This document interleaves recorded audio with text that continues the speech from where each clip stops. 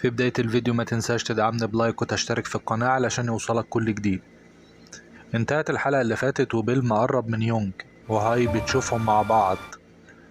تاني يوم يونج مع المديرة، والمديرة قالت لها ايه رأيك تترشحي لملكة جمال كوريا والصالون بتاعنا هيدعمك. ويونج قالت انها ما فكرتش في الموضوع ده قبل كده، والمديرة قالت لها يبقى تبدأي تفكري اخر الاسبوع ده الميعاد النهائي للتقديم، وانا شايفة انك افضل من كل البنات المصطنعة دول. وقالت انا عارفة ان حلمك يا يونج هو الدراسة في الجامعة، اذا فزتي بملكة جمال كوريا هتحصلي على منحة دراسية ب15 مليون وون. بعدها بتتصل ببيل وتعرفه وبيشجعها انها تقدم، وقال لها انت ملكة التحديات بس اتكلمي مع مامتك الاول. بتتكلم مع مامتها وبتعرفها بجائزة المنحة الدراسية ل15 مليون وون، لكن لو دخلت التصفيات النهائية مش هتعرف تشتغل ومفيش دخل تساعدها بيه. امها قالت لها اعملي اللي انت بتحبيه وعايزاه، ما تشغليش بالك بمصاريف والدخل والايجار، فكري في نفسك حتى لو مرة واحدة، وخلي عندك هدف وانت شبهي، يعني هتكسبي. الحمد لله انها مش شبهك يا ام لطفي. تاني يوم بتعرف المديرة انها موافقة وبتكون مبسوطة جدا. بعدها هاي بتكون مع شيكو وبيحس من ملامحها انها متضايقة، وقالت له ان المشاعر مش سهل السيطرة عليها، والغيرة والحب كل دي حاجات صعب السيطرة عليها. وشيك قال لها صعب السيطرة على القلب، وقالت له ان قلبها بيكون حاسس براحة كبيرة بعد ما بتتكلم معاه. وبيعزمها تتغدى معاهم مع يونج النهارده، قالت له النهارده لا، وبيعرفها ان يونج هتشارك في مسابقة ملكة جمال كوريا، وملامحها بتتغير بعدها. وهاي بتروح لمامتها وبتقول لها عايزة تترشح مع صالون جولي لملكة جمال كوريا، وان ده حلمها من وهي صغيرة. ولما رفضته الاول كان عشان ما يضايقهاش، امها قالت لها واثقة انك هتبقي الاولى، انت بنت ميسوك لازم تبقي الاولى، لو واثقة من ده هفتح لك فرصة عالمية. هاي قالت لها كون ملكة جمال كوريا. ومديرة صالون جولي بتتقابل مع مديرة صالون ميشيل، ومديرة يونج القديمة بتتصدم لما بتعرف ان يونج مرشحة عن صالون ميشيل، وكده هاي ويونج هينافسوا بعض. بعدها يونج بتعرف هاي انها وبيل بيتوعدوا، قالت لها مبروك. وهاي قالت مشاركتك في المسابقة طعنة في ظهري. يونج قالت لها انا شاركت لان في منحة دراسية. هاي قالت لها فعلا حلمك هو الجامعة.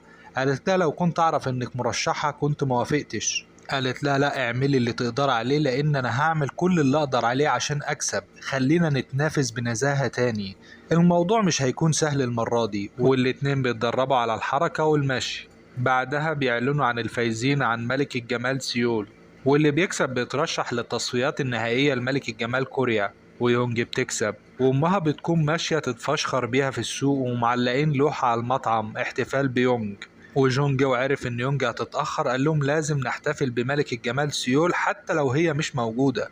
ويونج بتحتفل مع بيل في المستشفى لانه معرفش ياخد اجازة، وعرفته انها تكون في معسكر لمدة 3 اسابيع استعداد للمسابقة. وبعدها بيوصلها للبيت، وفي الشارع بيكون قريب منها وفي خير بيحصل، وجون ومامتها واهلا كل الناس شافوهم. وعلى القادمون من القاهرة وضواحيها مراعاة فروق التوقيت. تاني يوم يونج بتوصل مكان معسكر التدريب، والبنات بيقولوا ملكة جمال سيول بتكسب دايما. ومدير التدريب بيعرفهم ان هيبقى في اختيار عشوائي بالقرعة كده، كل بنتين هيبقوا مع بعض في غرفة، وهيختار يونج تبقى القائد. هاي حشرت نفسها وعايزة تبقى القائد، قال لها خلاص عادي، اللي عنده شكوى هيقدمها لك. ويونج وهاي القرعة بتحطهم في غرفة واحدة، وهاي بيكون تعاملها كله غيرة مع يونج. بعدها ام سي جين بتسيب بنتها مع سانج علشان ياخد باله منها، وابو البنت بيجي ياخدها عشان يجيب لها فستان. وسابته ومشيت وبيدوروا عليها ومش لاقيينها، وامها جت من الشغل بتزعق لابوها، وبتكون متضايقة منه لانه مش قادر ياخد باله من بنته.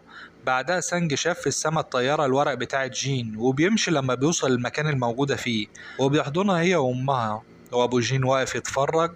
في نفس الوقت بيكون اخو هاي مشرد في الشوارع ويتعرف على مدير شركة المواصلات زمان. في معسكر ملكة جمال كوريا بتكون هاي متفوقة على يونج، لكن يونج بتتدرب طول الليل لوحدها عشان تكون أفضل، وهاي بتراقبها من بعيد ونظراتها كلها غيرة.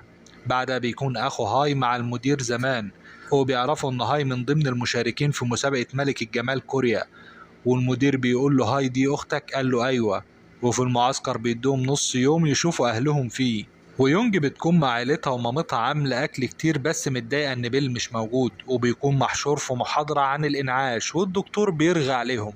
بعدها ميسوك بيجيلها أخو هاي وجايب معاه مدير شركة المواصلات، وبيقعدوا معاها، واخو هاي بيقدم لها كل الاوراق اللي تثبت ان اخوها رسمي فهمي نظمي، وقال لها ان اخته سرقت فلوس ابوه وامه وخلعت. ميسوك قالت له انت حرامي وبتاع قمار لسه خارج من السجن، انا عارفه كل حاجه. المدير بتاع شركة المواصلات قال لها ايه رأيك في انها حاولت تقتلني لما كانت شغالة في الشركة، ومن وقتها انا معاق. لو عرفت ده للصحافة عطل مسيرتها كملكة جمال كوريا. ميسوك قالت لهم انا عارفة امثالكوا كويس، لو اخدتوا فلوس هتيجوا كل يوم، عرف الصحافة براحتك وانا هتعامل مع ده. وهاي بتستنى مامتها على العشاء مش بتيجي، وكانت جايبه لها ورد. وبعدها مدير الشركة زمان بيطرد اخو هاي، وبيطلع دليل التليفون وبيتصل بصحيفة. بعدها بيل ويونج بيتقابلوا أخيرا في أجواء كلها مطر وبيكونوا مبسوطين جدا. وهاي بتشوفهم. بعدها بتتقابل مع مامتها في نفس المكان، وأمها بتضربها بالقلم وقالت لها اللي حصل، وإنها على آخر الزمن تتهدد من 2 زبالة زي دول، وإنها تعرف تتعامل مع ده لو وصل للصحافة، بس لازم هاي تكسب الجايزة كتعويض عن الإهانة اللي عاشتها. بعدها يونج شافتها وبتقول لها مامتك جت هنا وضربتك ليه؟ قالت لها مش عارفة ليه، كل ده بسببك، وإن اللي حصل في شركة المواصلات ده كان بسببك، ده كان دفاع عنك يا يونج.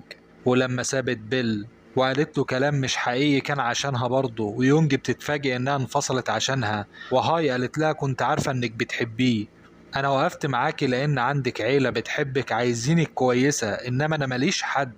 الصبح مدير شركة المواصلات بيشوف الجرايد بتكون ما نشرتش حاجة من كلامه اللي قاله لهم امبارح. هاي ويونج بيستعدوا، مدير التدريب جه قال لهم كل يقف، الراعي الرسمي جاي يسلم عليكم. هو بيكون جون. بعدها جون مع يونج وقالت له انها كانت متوترة جدا، لكن لما شافته بقت اهدى كتير. قال لها انه مش حكم في المسابقة، بس دايما هيكون وراها زي ما قال لها قبل كده. بتقول له بالنسبة للي قلته لي، قال لها أنا عارف كل حاجة، المهم دلوقتي ركزي في المسابقة. بعدها هاي ويونج والبنات بيقدموا عرض تشويقي لنهائيات ملكة جمال كوريا، واللي هتكون بكرة. بعد العرض بيجي مدير شركة المواصلات ويبص على هاي، وهاي بتبص له، ويخلص الملخص.